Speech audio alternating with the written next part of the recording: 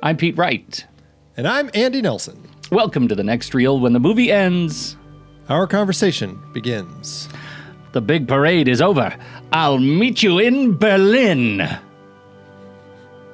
All right. Is that how you think Bull sounded? Yeah, pretty much. That's all of them do. All of them sound exactly the same. It's just the same voice talking to each other. You kind of do that New England accent for all of them? Yep. All right. The Big Parade. You had seen this movie, right? I had not. This is the only one from our list that I had not seen. Yeah. Because of the way we record these, I knew that there was one you hadn't seen, but I don't know which one it is until we are on it. So you hadn't seen this movie, as I said confidently, and even though I told you that last week, but you're correct. Yeah, but we recorded since then. Right? There's the Ben-Hur thing came, and I don't know. I got very confused. So many things. So now we're talking about the Big Parade. You hadn't seen it. I hadn't seen it. It is. I understand what a big parade is now in military parlance. There are two in this movie. They tell you got to go out. They don't tell you got to come back in. Finest hours. You're welcome. And now we get to talk about an hour and a half of the most insufferably boring silent film that leads to a very exciting, oh my God, last hour of another silent film. Then they smash them together. That's what I thought of this movie. I see. Okay. Yep. I can see we're coming in hot with opinions on this film. Yeah. Yes. It's, and I can understand that. I didn't feel that way. I actually thought there was an interesting, a very interesting setup in this film that we do spend getting to know these characters and really getting a sense of, in some sense, kind of the tedium that can be war when you're not out in the field, like on the front lines or anything like that. And so here we end up following our troops as they train, and then they go to France, and they are set in a village, and then they have to wait, and they just wait and wait and wait. And so they get to know the town and the women, and our hero falls in love, and all of that is kind of the first part of our story as we're kind of getting a sense as to what life is like with these sorts of characters. And for me, that getting to know you part, and I suppose like with some of the stories like this, you're putting yourself into a mindset of like watching a 1925 film, a 100-year-old film, then it really helps you get to understand who these characters are, their connections and everything. So once they actually are given the call to go fight on the front lines in the trenches as they fight the Germans, you really get a sense for how painful it is to suddenly start suffering these losses and dealing with these issues. And so that, for me, that worked, but I can absolutely see why, especially when we're watching a film that is, made this way, that it can end up playing more roughly. Yeah, I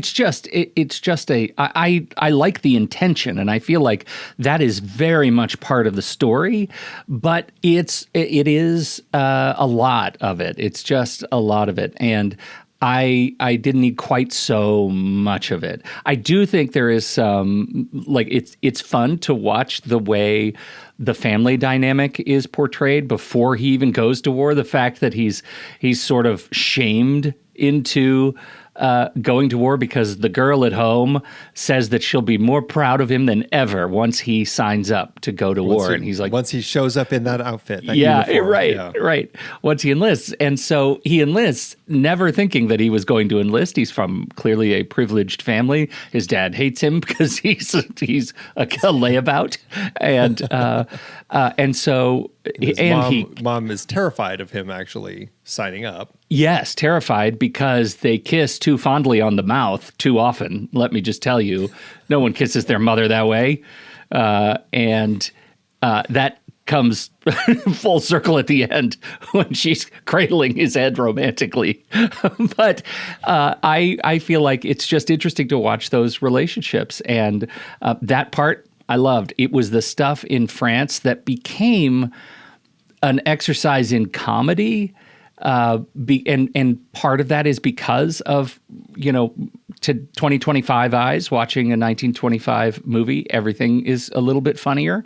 I don't know that it was intentionally funny. Maybe it was, but it took me out of the film, a lot of the French homestead stuff, and I felt like that was a bit, you could have cut a solid 30 minutes from that sequence and had a really tight 120 that gives me the whole story, and I would have been happy. So I'm not saying that you're absolutely not wrong. I do find it sometimes challenging to put myself in the head of a 1925 viewer, but also I'm not a 1925 viewer, and this movie felt belabored. It's interesting. I think one of the things that actually weirdly helped me engage with this film is just by happenstance, I watched the day before an Italian film from 1959 about Italians during World War I, fighting the Austrians.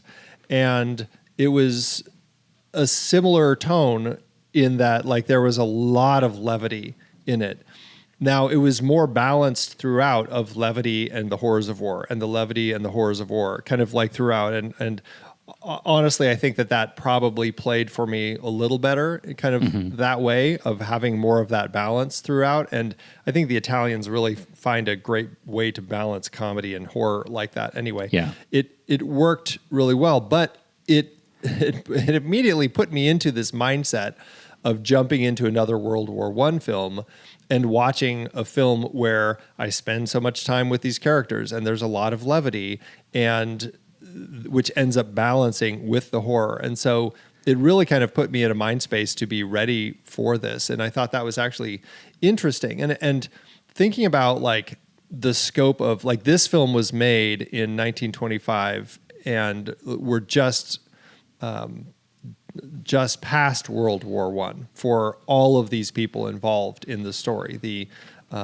Like, it's very fresh in their minds. It's like watching Apocalypse Now in the 80s, right? You're just fresh from having lived through Vietnam, and now here you are watching a film kind of looking back and exploring what actually was going on there. So all of these people knew people who, like, the people acting, the people watching, had probably known people who had served. And the author of the original story, Lawrence Stallings, had fought in World War I. He'd been there and wanted to tell this story about these people and like what life was like.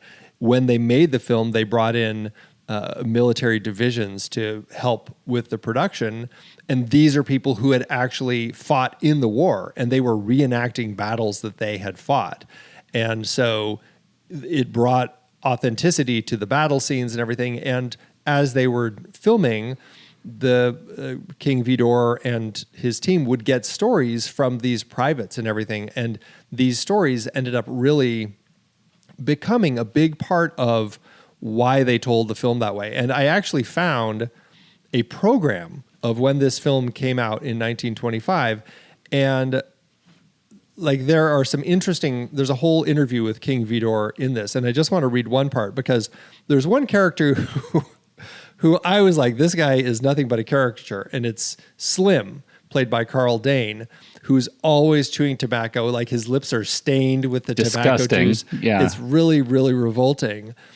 And this is the quote that he has about Slim.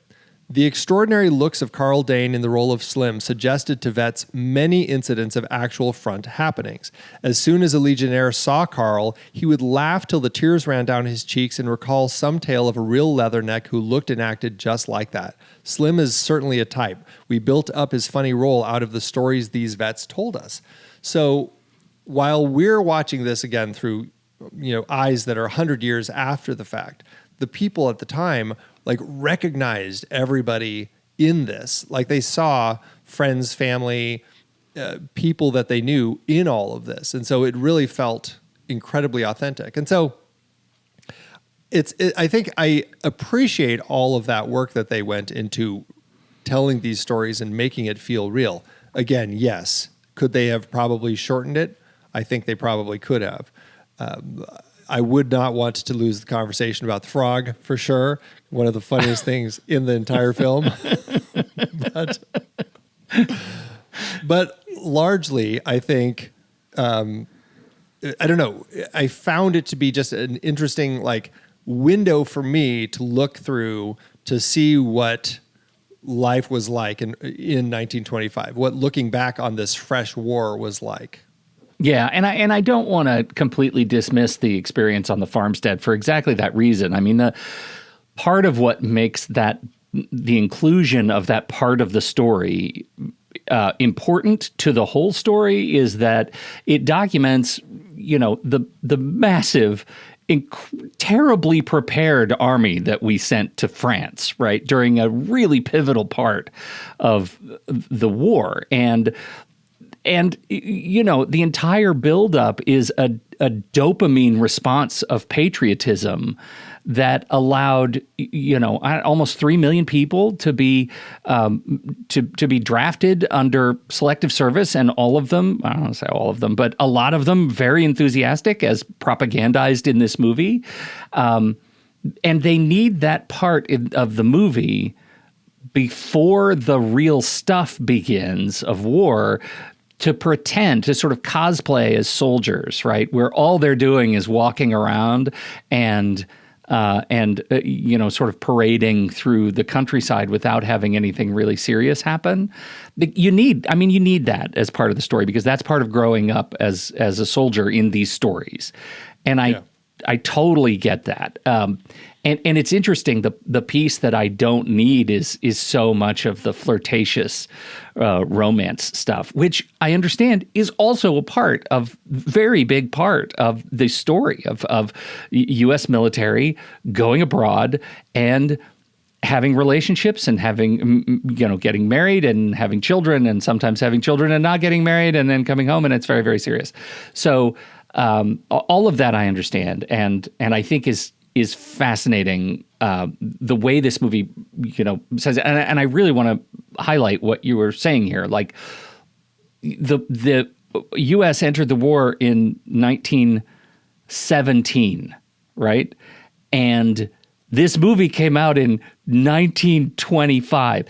The proximity to actual fighting, we must highlight again and again and again. Like these kids were largely still kids when the movie was being made about their experience there. That is crazy to me. That's crazy. Yeah. Yeah, really, it gives them a glimpse into reality. And it's so different now. Like, we really don't have a way to get a full perspective of how people in 1925 were glimpsing what was going on 10 years before, during the war. I mean, yes, they, as newspapers, would make it to them eventually, like photos from Europe would get over to the US and then finally make it into the papers. It took, weeks, if not months, for information to get passed around and everything. And it was a much slower system of information spreading and dispersal than we have today. Like today, it's instantaneous. We find out immediately when something on the other side of the world has just happened. And back then, it was a very slow process. And it was all just images. It was photos that they could see. This was like the first real chance that they had to get a sense as to what it was actually like to be there, to be living through all of this stuff, both the leisurely days of waiting for things to happen and the awful stuff that was happening in the trenches. And so, yeah, I think that's a really important perspective to just think about with this, of just like how valuable this was as a resource for people to just even understand what was happening over there, Well, the fact that he comes back, an amputee having seen a lot of war movies, that part was shocking to me because we'd only seen him in a cast up to his thigh. Yeah, right. And I mean, as far as I can tell, he largely marched and hitchhiked across the countryside in pajamas and a robe, and is cast with and in order to see his lady, but she was already gone. And then the next time we see him, he's in a car with his dad, and they start with a close-up on his face, and they're having a conversation. And then he gets out of the car, and we see that he's an amputee the first time his mother sees him. And that moment was really impactful for me. I mean, I thought that was an important thing that the movie had held secret from me. I didn't see it coming, and it dropped at the most important moment, when you see the impact of war on the family, on the family's reaction to what their resource, their child, had endured on their behalf, on behalf of the country. All of that was really felt progressive to me for this time. Yeah, and valuable, especially when you look at something like this and The Best Years of Our Lives, like films that really, show you the realities of war and these amputees coming home from battle and just the lives that they now are going to have to, figure out for themselves in their new reality. And so I think it's important to show these. And I just got to say, the binding work on John Gilbert's leg was astonishingly good. Like, I was astonishing. Like, how tight did they have to tie his leg up for him to? I mean, it doesn't look like you see it from the side. He's moving around. I'm like, what is this guy, like double jointed? What that poor guy's knee joint is excruciating. Yeah. Excruciating. I'm sure he never walked the same again after this. I was like, wow. That was because I was like, okay, surely they cut to somebody else who is an amputee. And like, no, that's still, we're seeing John Gilbert's face. Like how, like that was impressive work. It wasn't luckily it wasn't long. Like the scenes that he was, but that's still, I mean, the time it takes to bind and then put the pants on and then get ready to shoot and then take it all. Yeah. Oh my God, man. Oh my God. Yeah. Oh yeah.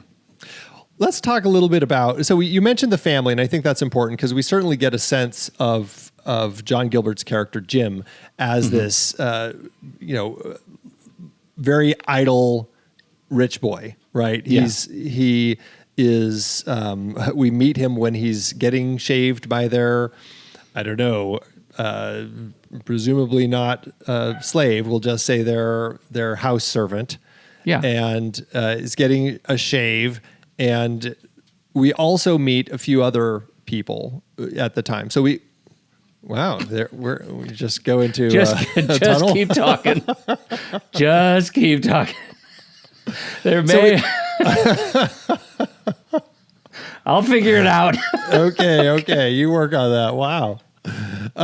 So we get a sense of him and his life. And this is a person who, as you said, is probably not going to sign up for war. It's only because his girlfriend, even she doesn't completely convince him. It's really his friends that he runs into who are like, hey, everybody's doing it. And so that kind of gets him. The parade's marching by and his feet are tapping and he's like, okay, fine, I'm going to go do it. And he signs up. But we also meet other people and we get a sense of the people in town, and not necessarily just this idle rich boy, but we get a sense of Bull, this guy who's managing a bar, and we get a sense of Slim, who's just running like a jackhammer, working on framing for a building. And so we're getting a sense of people of different classes, and they all end up in the troupe together and end up befriending each other. These three people, Bull, Slim, and Slim is the one who's always chewing tobacco disgustingly, and Jim. And that becomes kind of our core trio. And so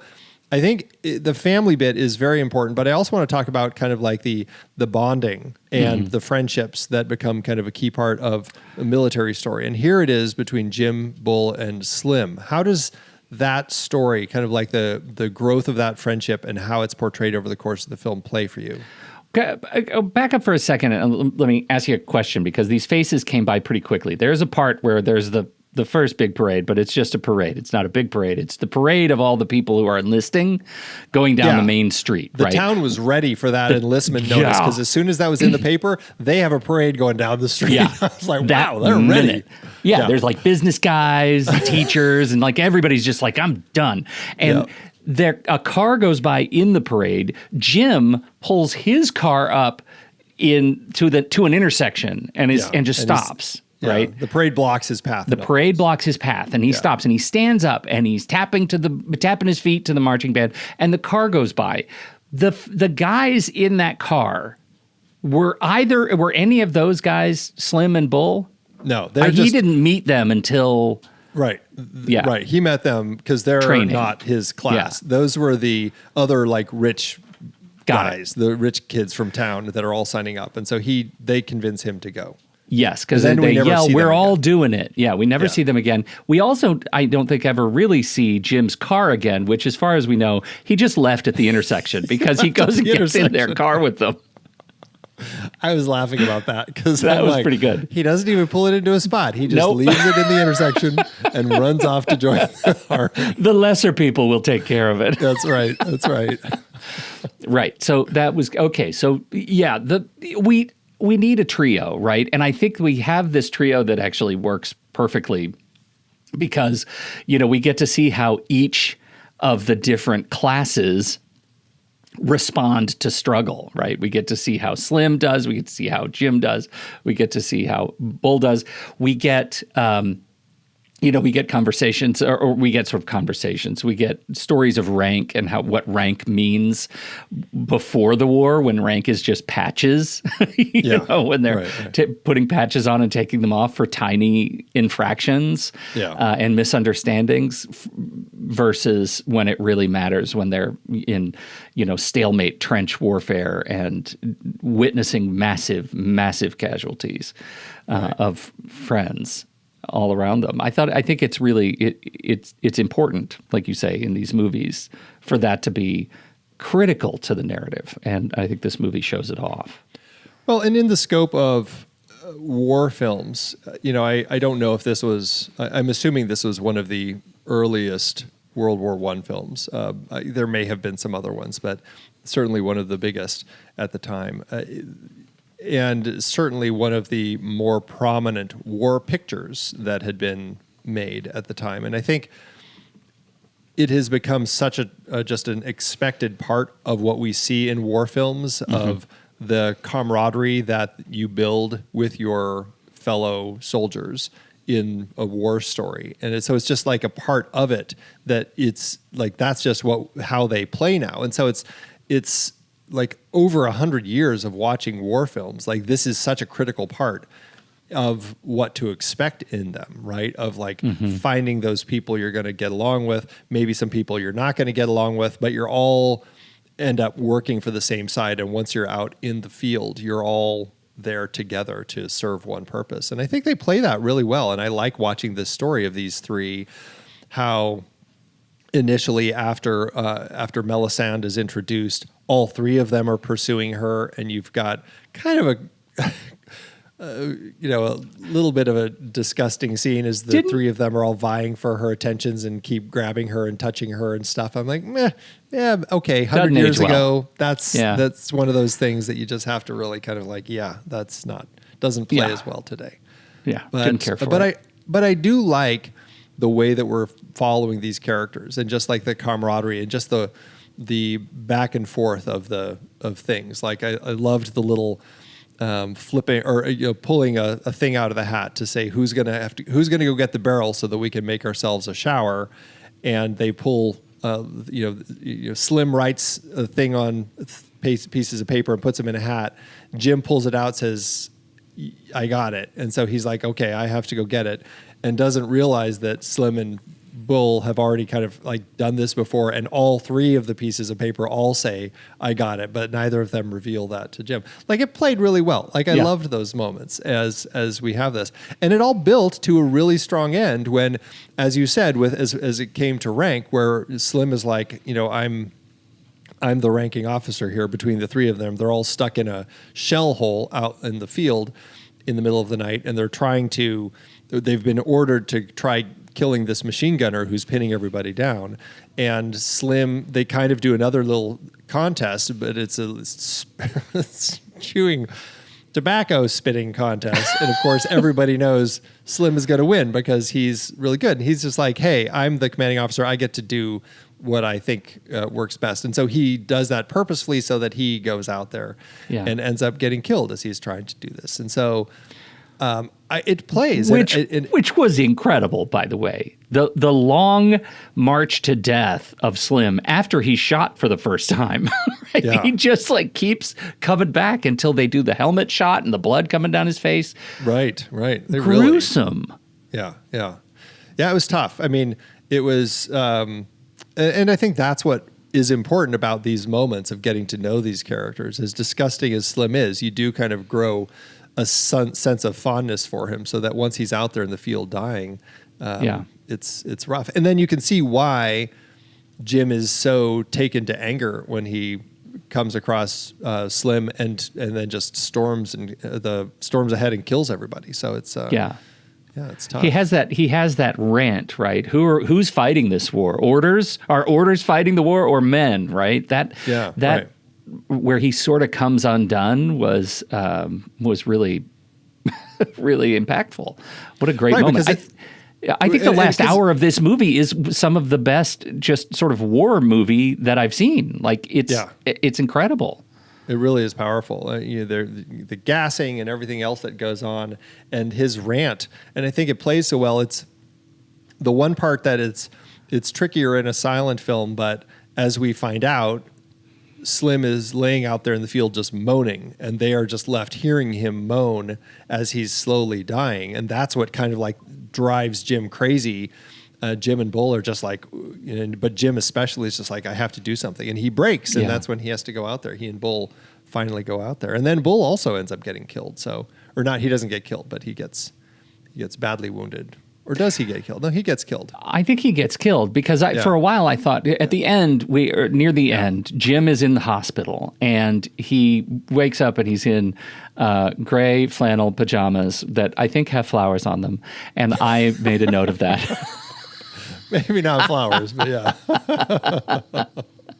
And it keeps cutting back to a guy who was clearly shell-shocked, clearly dealing with some trauma, and he's roped, he's tied into his bed, and he keeps trying to get out screaming and screaming. That was hard to watch, and I couldn't tell if that was Bull. I don't think it was. I don't think that was Bull. I actually thought the other guy was Bull that he looked across the way to and saw another guy who was missing an arm. And I was like, is that Bull? Yeah, so I think that was one of those things where, but I don't know.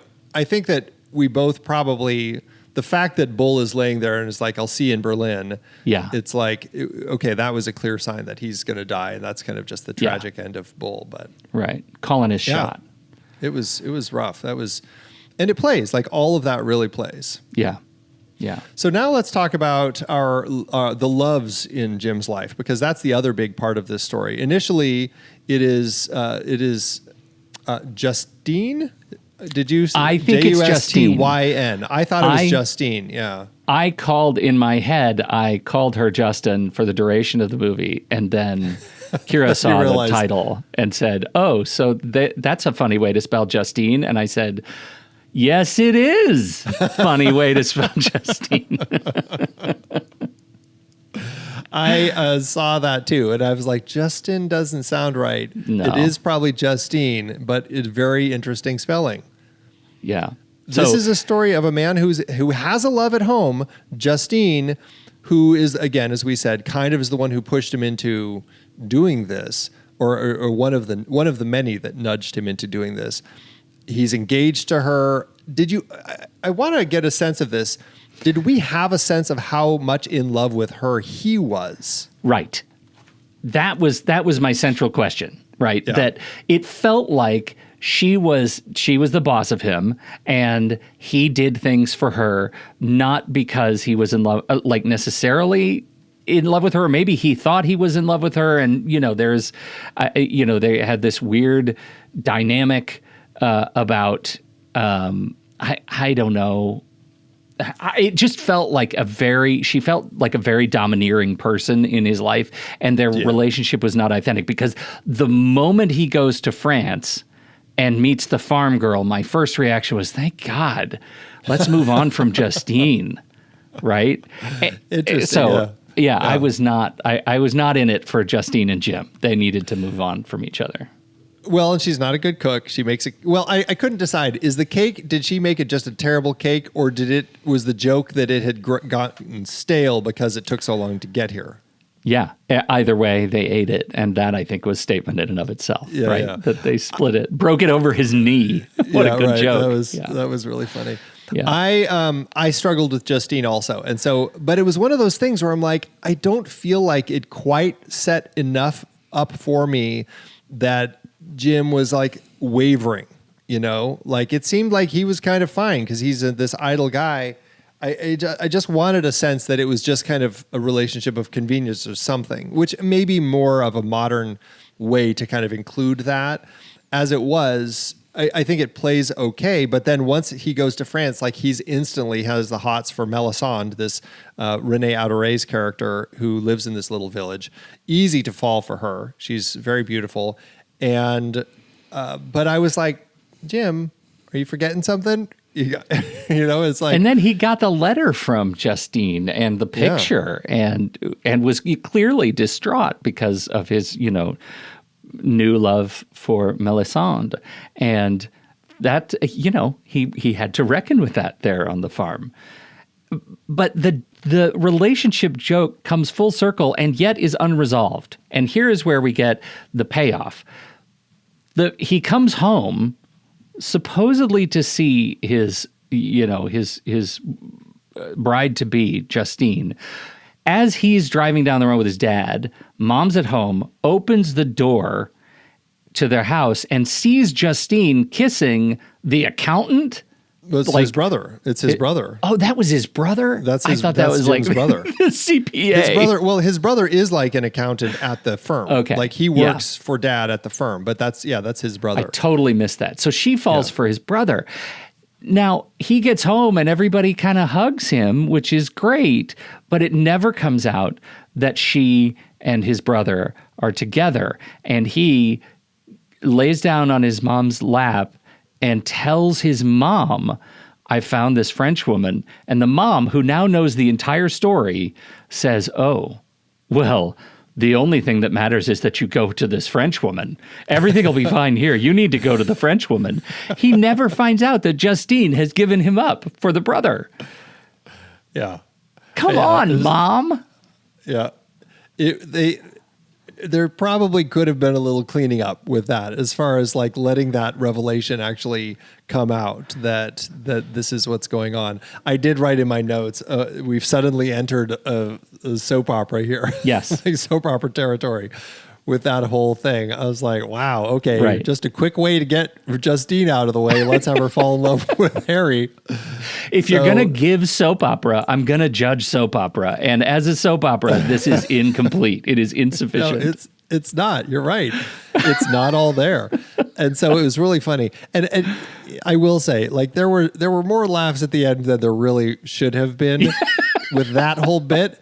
And then we cut to France, and it was like "Women of France" is the intertitle, and we see Melisande and her mother working the fields, tilling a field with pulling a plow behind a cow, and then there's a long shot of the village in the distance and a hill, and we see the silhouette.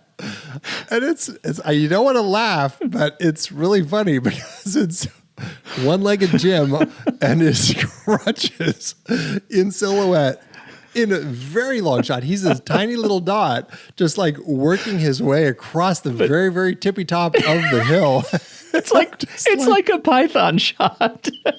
And he's hobbling. You know it's him because of his distinctive hobble. Yeah, right. And it reminded me of like when kids go to a carnival and the little shooting thing with the little animal figures moving across the top that you're shooting. Like it was just like this little robotic little guy moving across the top of the hill. Again, I don't mean to laugh at this poor amputee working his way across the top of a hill, but it just played funny. It played funny in silhouette. And, but it is the reuniting of Melisande and Jim. And so I did like that he does eventually make it. Walk across France to find her. Yes. Walk across France to find her again. again. Right. Right. The other unintentionally funny bit is that she waits at that plow for a really long time. A really long time before she closes the distance. Like, she makes him hobble really all the way down that stupid hill before she's like, oh, I get it. Like, she's curious from the way back at the start of the field, and she just keeps plowing.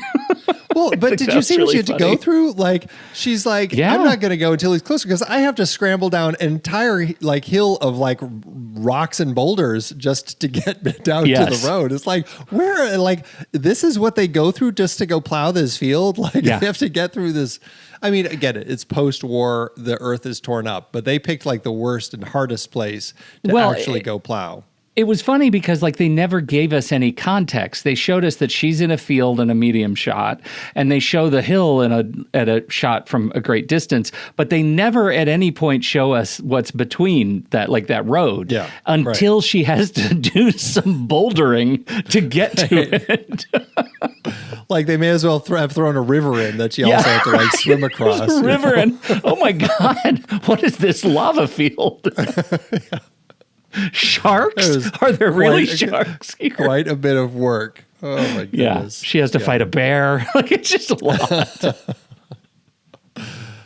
But okay, all of the joking aside, though, I actually really did enjoy the relationship that developed between Melisande and Jim. And it was interesting, and it's even more interesting, I suppose, in a silent film because they don't speak each other's language, right? She's speaking French. We only get one intertitle that pops up of French as she's talking, and the rest is just him with his, not just him, but him.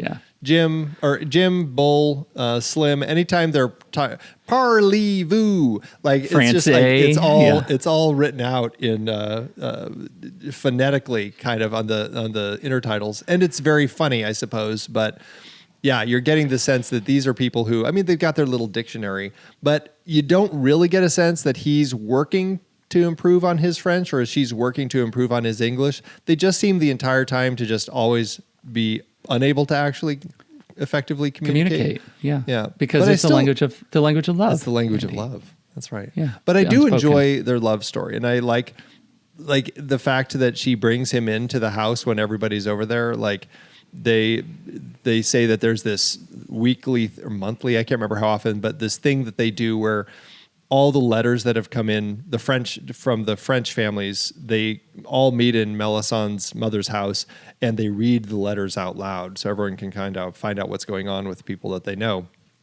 And she brings Jim in to kind of be part of that, and everyone is kind of okay with it. Like, I enjoyed these moments that felt like, okay, they're kind of working on building a real relationship here that doesn't just feel like, I don't know, you got a sense that a lot of the other soldiers, like as they were leaving, they each have like women on their arms and stuff. You kind of get a sense like some of these might be love, a lot of them might be just sex. You just kind of get a mixed sense of what's actually going on. But Andy, when he leaves her, that's enmeshment. Because they won't stop kissing until people are dragging them as a couple to the cart.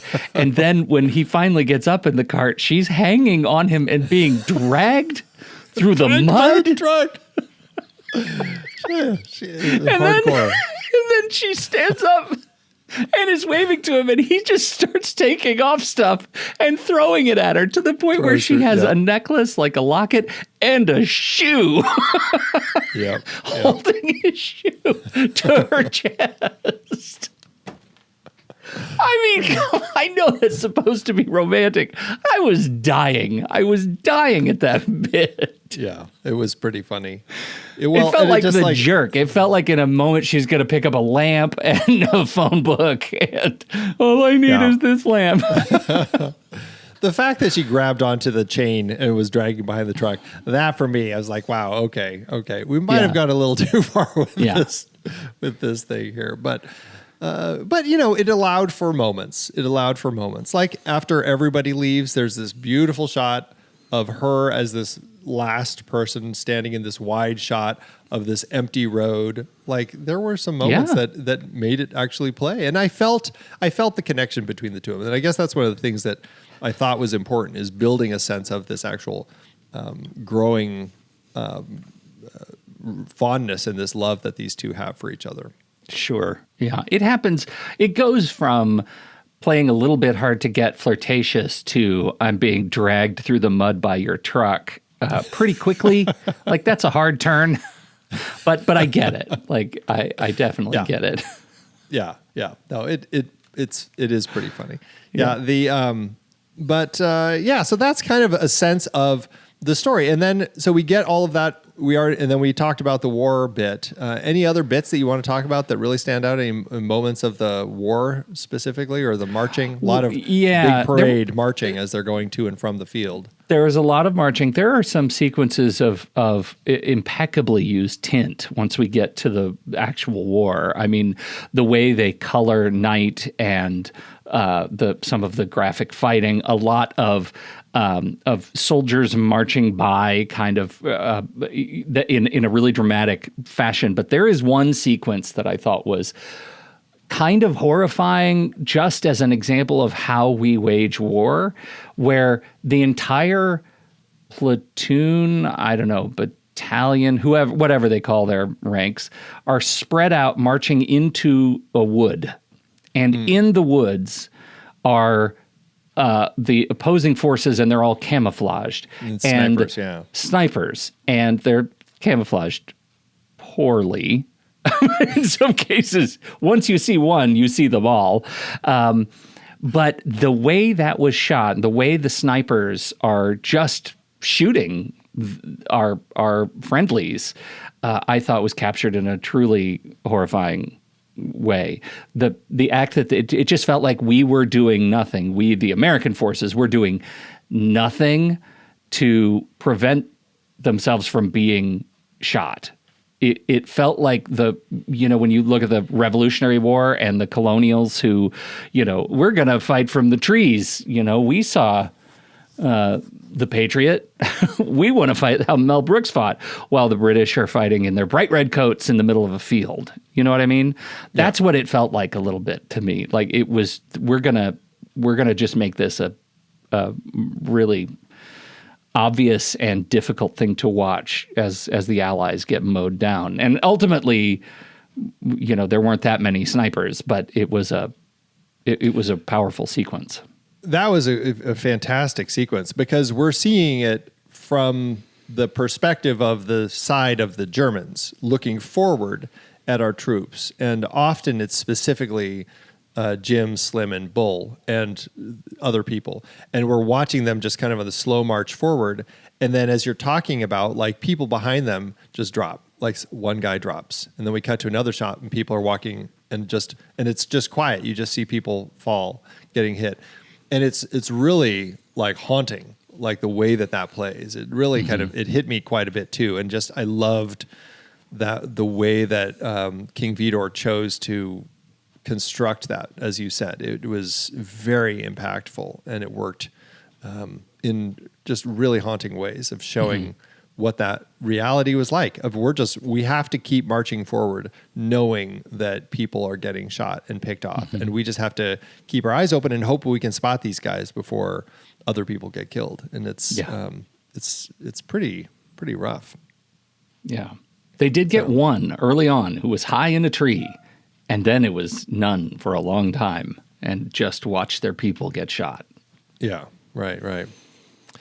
The where do you stand on King Vidor as far as directors? Have you seen much of his films? Have we done a King Vidor film? No. This was the first. Oh, okay. King Vidor worked, through the silence quite a bit, and then into the sound era. I've only seen a few of his films. I've seen Stella Dallas, which was a great film. I saw The Citadel, and what is the other one that I saw of his? There's one more that I'm blanking on, but yeah, not a lot. I like I like the stuff that he's done. I haven't seen a lot of it. The Champ is a big one that he directed that I just haven't seen yet. The Crowd, that was another one that I highly recommend checking out if people like Sunrise, A Song of Two Humans, which is one of the first films nominated, the first Oscars. The Crowd is another one that year, and it's very similar to Sunrise in many ways. It's a little bit of a darker film, but it's an excellent, excellent film. So that's probably my favorite of King Vidor's films. So it's interesting that that his IMDb top 4, The Wedding Night, War and Peace from 1956, Hallelujah, and Show People. I haven't seen any of those, but it seems like I should have seen the Audrey Hepburn War and Peace. Yeah. Put that on the list. But I know he's like a very prominent director and was big for. I think after this film he became actually there was a financial deal. We'll talk about the money here in a little bit, but there was in his contract was a note that entitled him to 20% of the profits, and I don't know the way that this is written. It doesn't sound like he knew that this was in his contract. Or I'm not exactly sure, but the lawyers from the studio called a meeting. They said the picture cost even more, and they downgraded their estimates for how successful they thought the film would be, and they convinced him to sell his stake in the film instead of taking a percentage, just get extra cash. So they tricked him into basically saying, oh, the film's costing so much, it's probably not going to do well, just take a cash deal instead. And so he did, and then the movie went on to make insane amounts of money. And so while he didn't get that extra money, he ended up becoming one of MGM's top directors at the time. Yeah. So, well, I think that that's was kind in of the name all along, Andy. Who King. names their kid King? Yeah, you got to be That's confident. bold. That's That is, really right, bold. right. Yeah. John Gilbert is our lead. I didn't mention this when we talked about when we were talking about Ben-Hur in our member bonus episode, but he is yet another of the faces at the chariot race in the stadium. So he's another person from the studio who's watching the chariots. So I thought that was funny. That's funny. That's very funny. Another actor who I don't think I've seen much of. Another dandy. He's a very fine lad. Yes, indeed. You see that kid and you're like, send him to war. I believe that. And sadly, Renee Adoré, well, what's interesting is she was actually from France, living in Belgium during the time of World War I, and would have been essentially one of these villagers had her family not like gotten her out of there when World War I got started. And so she ended up getting moved out of the country. But yeah, so she was very much familiar with these people. She became very famous after this film, but a few years later ended up contracting tuberculosis and died at the age of 35. So very sad end for her. Tuberculosis, man. Oof. Yeah. Aye.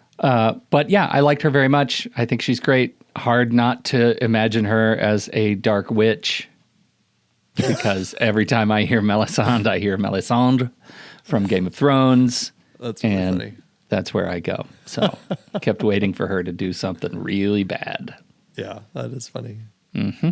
Oh, you didn't mention when you were talking about the tinting, but there was one moment where there was a hand painted bit in the film, and it was after the battle in the fields, and he's left in the fields. And in that moment when he like almost knifes the guy through the throat, the German guy, and then he sees the young kid that is in front of him, and he kind of has that moment where what am I doing? Stops, and then the kid ends up dying anyway after he tries to give him a cigarette. Very tough moment. Yeah. But then after the battle, we see the next morning and the Red Cross truck comes up and it's got the red cross painted. I was like, oh, what a great use of actually hand painting again. I love seeing these in these old silent films. And it's a Red Cross truck that gets stuck in the mud, but gets out. Right? It's actually a bit of an optimistic turn. It is. Indeed. Yeah. So, yeah. Yeah. No, I think it's a really strong film. I totally appreciate that it's a film that feels of its time, and there are elements that definitely feel like it can drag a little bit. But for me, I found that it worked pretty well. So I had a great time with it, and I'm glad we had a chance to chat about it. Me too, for sure. All right. Well, we will be right back. But first, our credits. The Next Reel is a production of True Story FM, engineering by Andy Nelson, music by Ian Post, Kashido, Dr. Paranoid, Oriole Novella, and Eli Catlin. Andy usually finds all the stats for the awards and numbers at the-numbers.com, boxofficemojo.com, imdb.com, and wikipedia.org. Find the show at truestory.fm, and if your podcast app allows ratings and reviews, please consider doing that for our show. Is this me? This is me. Okay. Attention movie lovers, cinephiles, and dreamers. The world of cinema needs you.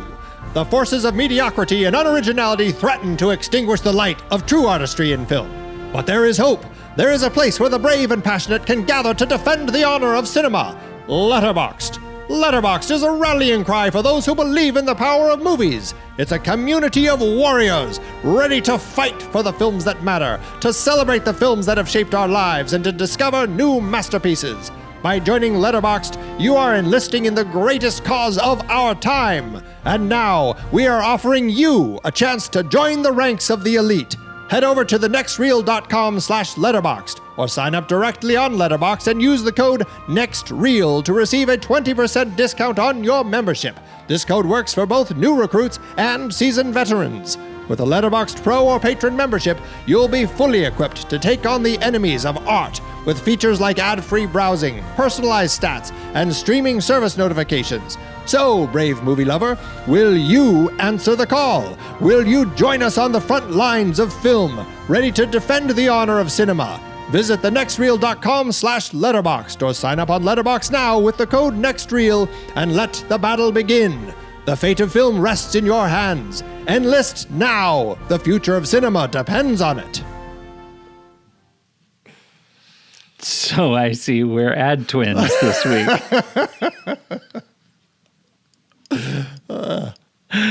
Nice. Like minds. Yep. Sequels and remakes, Andy. Has there ever been another World War I movie made since this one? The next big parade. Yeah, this no sequels or remakes of the big parade, but certainly this set the stage for how people would want to approach World War I stories at the time. In fact, this film is listed as a very big influence on All Quiet on the Western Front, which would come out, I think, 5 years later. And so it's an important film in that sense. But yeah, it doesn't actually have any specific sequels or remakes. Okay, but I know this is the part we've all been looking for. How did Photoplay magazine treat this movie? Whoops. Hold on. Okay. I'm glad you brought up Photoplay magazine, Pete. Very important piece of history, of course. Certainly Photoplay for magazine. this series. For this particular series in the silent era, it is essentially our awards segment. Is how did it do with Photoplay magazine? Actually, this film ended up doing quite well with Photoplay magazine. It won Best Picture of the Month in January 1926. Best Actor of the Month, John Gilbert, or I think they could just call it Best Performances of the Month. John Gilbert won, and Carl Dane both won, all in the January 1926 issue of it. And what's perhaps more important and more telling, the Medal of Honor for Best Film of 1925 went to this film, The Big Parade, in Photoplay magazine. This, some people say this is kind of a precursor to what people would say were the Oscars back in that period of time, is when they would actually win this Medal of Honor. And so it really was the only film award at the time. So people essentially view this as kind of the big award of the year. So yeah, in a way, it kind of won Best Picture of 1925. Can you imagine if we did Oscars every month? That might improve things. I don't know. Were there any others of note? Over at the San Sebastian International Film Festival in 1983, it had an honorable mention win with the OCIC Award, which is the International Catholic Organization for Cinema and Audiovisual. And then, of course, the National Film Preservation Board, it was placed in the National Film Registry in 1992 as a very important film in the history of cinema. So there you go. All right. Once again, we have a segment to talk about. Andy, how did it do at the box office? I gotta say, Pete, I love that Eddie Mannix. Oh, man. These films, MGM, I gotta love him and MGM because I actually do end up with data. The movie cost $382,000 or $6.9 million in today's dollars, which seems insanely low for what they accomplished in this film. Vidor's film opened either November 5th, 1925 or November 19th, 1925, 2 weeks later. This was one of the biggest hits of the entire decade, going on to earn $5 million domestically and $1.1 million internationally on its initial release. It was so popular it would go on to get re-released around the world throughout the 20s and 30s. And in the end, they estimated it went on to earn between 18 and 22 million. Now, I'm assuming that's non-adjusted figures for all of its various releases, but as I don't have any breakdown, we're just going to assume it earned 22 million for our purposes, which is $398.2 million in today's dollars. That lands the film with an adjusted profit per finished minute of almost $2.6 million, earning back almost 58 times its budget. Wow. So, yeah, The Big Parade ended up being MGM's most profitable movie until Gone with the Wind, 14 years later.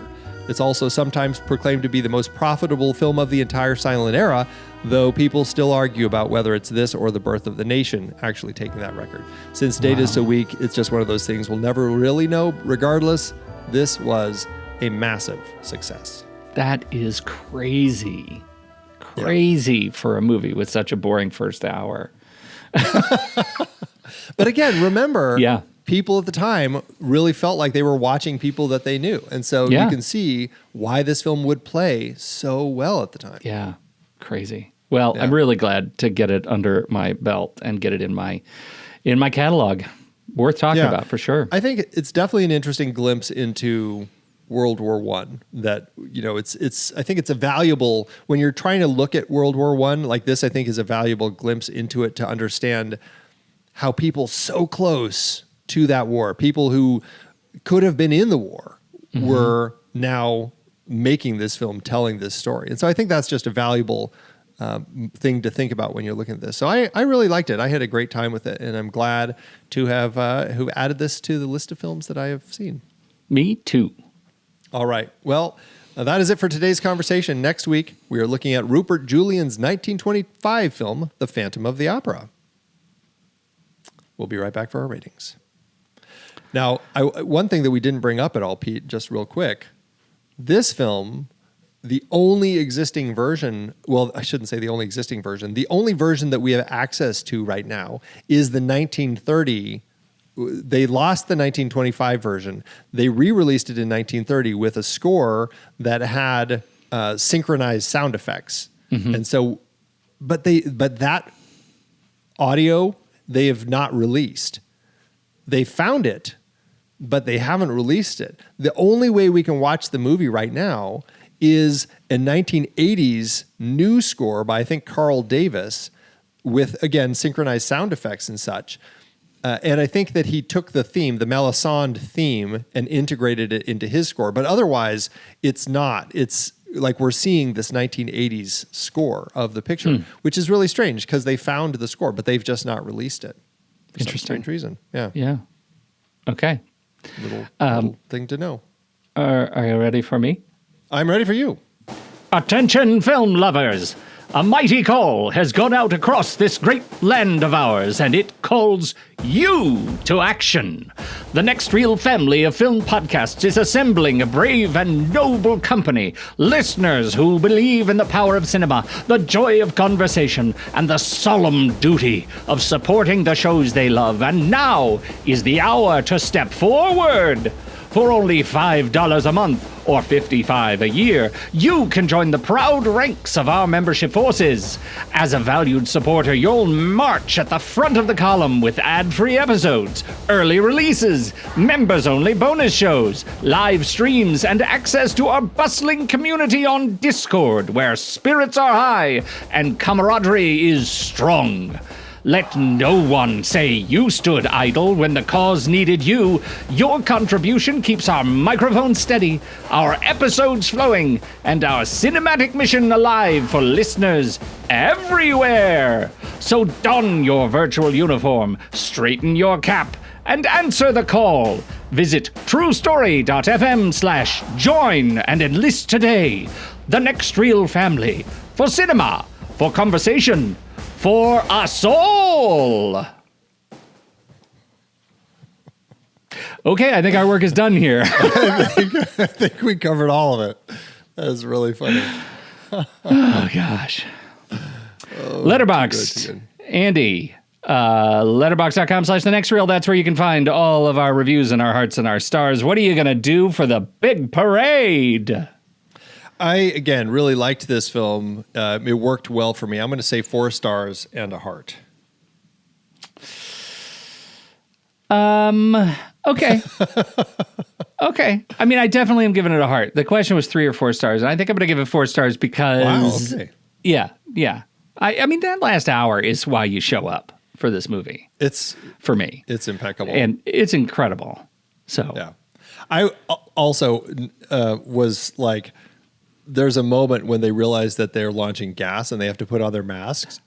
And where John are those Gilbert, gas masks? Well, they're under their helmets, but the way that John Gilbert, like, he puts his on and it looks like his goggles like folded inward. Yeah. And they keep filming it that way. I'm like, man, that must have been a really uncomfortable way to have to wear that mask for as long as he did, because it just doesn't look like it's on his face. Right? I mean, that's easily just what he endured between that and the leg binding. That's worth a star alone. Oh my gosh, yeah. Great film. Well, that averages out to 4 stars and a heart, which you can find on our account at Letterboxd at The Next Reel. You can find me there at Soda Creek Film, and you can find Pete there at Pete Wright. So what did you think about The Big Parade? We would love to hear your thoughts. Hop into the Show Talk channel over in our Discord community, where we will be talking about the movie this week. When the movie ends, our conversation begins.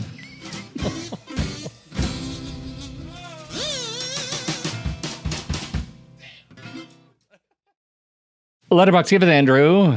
As Letterboxd always doeth. Yes, it does. Now, I will say mine, I know already that you went low, even though I don't know what it is, but I assume because you went low, it's probably got some humor to it. There's a hint of humor, yes. I have no humor at all. So can I set the table with some non-humor? Please. Yes, let's all right. do that. This is from our friend Comrade Yui, who I believe we have done reviews from Comrade Yui before. The image of a long line of men marching mechanically to their deaths, slowly being picked off by machine gun fire, organized in such a way that they can and must overwhelm the enemy because there's simply too many of them for the German enemy to kill. Vidor really understands the radical absurdity of 20th century warfare. The naturalist beauty here isn't overly thought out, isn't contrived. It simply communicates the basic humanity of an inhumane situation. Orders, who the hell is fighting this war? Men or orders? 5 stars and a heart. Very well said. Yeah, very well. Yes, indeed. You know, it's interesting. That reminded me, I had never heard of the piece that Rudyard Kipling wrote called Boots until seeing the latest 28 Years Later. Mm-hmm. And it's where they, Danny Boyle integrated that recording into the film. Yeah. And in the trailer, and it just really struck me because it's just like, it's like, I've marched 6 weeks in Ellen Certify. It is not fire, Devil's Dark or anything, but boots, boots, boots, moving up and down again. And it's like this constant like thing of just like this forced thing that these boots just have to keep going and you can't get out of it. And it's just like this never ending. And I think that spoke to that a lot, you know, the horrors of just the reality that you have to deal with this. So. And now you bring the jokes. Well, I was a joker, just like, woof. I got a 1.5 by Avery Clark. The Big Parade, my first silent film. Oh. I don't know if this bodes well for Avery, let's just say. I had to watch this for class. It was better than I expected, but it dragged on for way too long. The guy who kept chewing tobacco was actually so gross. I was so happy when he died. Oh, Slim. I was like, oh, ouch. But yeah, I think through today's eyes, Slim is a little much to take. Yeah. Like, it's Slim so is a little gross. much. It was just disgusting. Wow. Yeah. So there you go. Thanks, Letterboxd.